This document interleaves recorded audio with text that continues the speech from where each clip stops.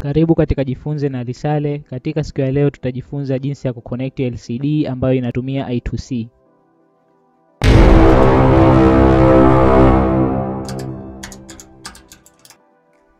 I2C ni kifaa ambacho kinasaidia kufanya connection ya LCD ambacho kinakuwa na pin 4, pin ya data ambayo inaitwa SDA na pin ya clock ambayo inaitwa SCL na pin mbili za ground na VCC. Kwa hiyo hii ndio LCD yetu na I2C. Kwa hiyo tutaconnect SDA na pin A4 na SCL na pin A5 na ground na VCC tutaconnect katika 5 volt na ground. Kwa hiyo kama hutumia Arduino Uno utaangalia hapa kwenye hii pause video yako, utaangalia Arduino yako inatumia pin gani kuconnect SDA na SCL. Kwa hiyo tutashusha chini katika huu mtandao, nitaulinki katika description. Utadownload library ya Liquid Crystal I2C. Ukimaliza kudownload utaingia katika Arduino yako, utaenda katika sketch.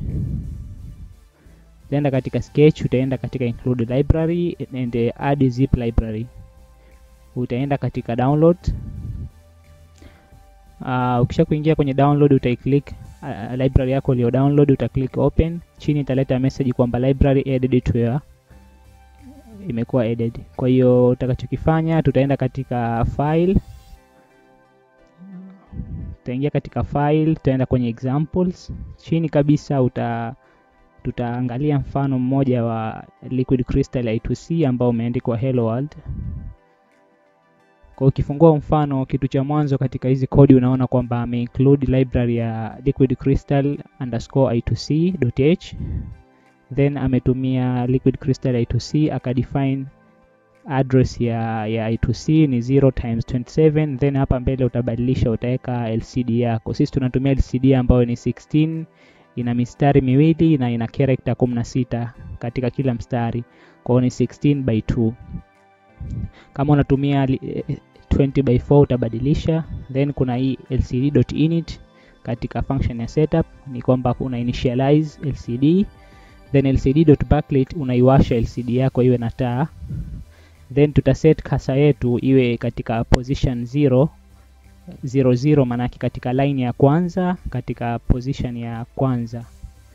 Then tutafuta haya maelezo, tutaweka pia tutaset cursor katika position ya 0 katika line 1, ambayo line 1 kwa huku ni line 0 ni line 1 ni line 0 na line 1 ni mstari wa pili wa LCD. Kwa hiyo sisi katika position ya 0 0 tutaweka Jifunze,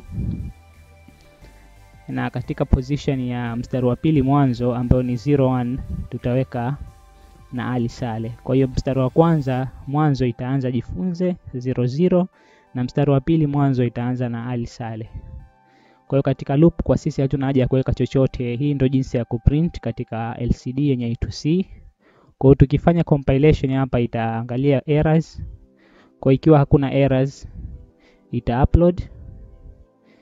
Ikimaliza ku-upload utaona kwamba ita-upload. Ikimaliza ku-upload tutaangalia kwenye LCD yetu, tutaona kwamba kweli imeprint hiyo Jifunze katika line ya kwanza na Alisale katika line ya pili. Kwa hiyo hivi ndivyo unavyoprint maneno katika LCD ambayo inatumia I2C. Kwa hiyo tafadhali subscribe kupata video kama hizi na video nyingine za programming na video nyinginezo. Karibuni na tukutane katika video nyingine.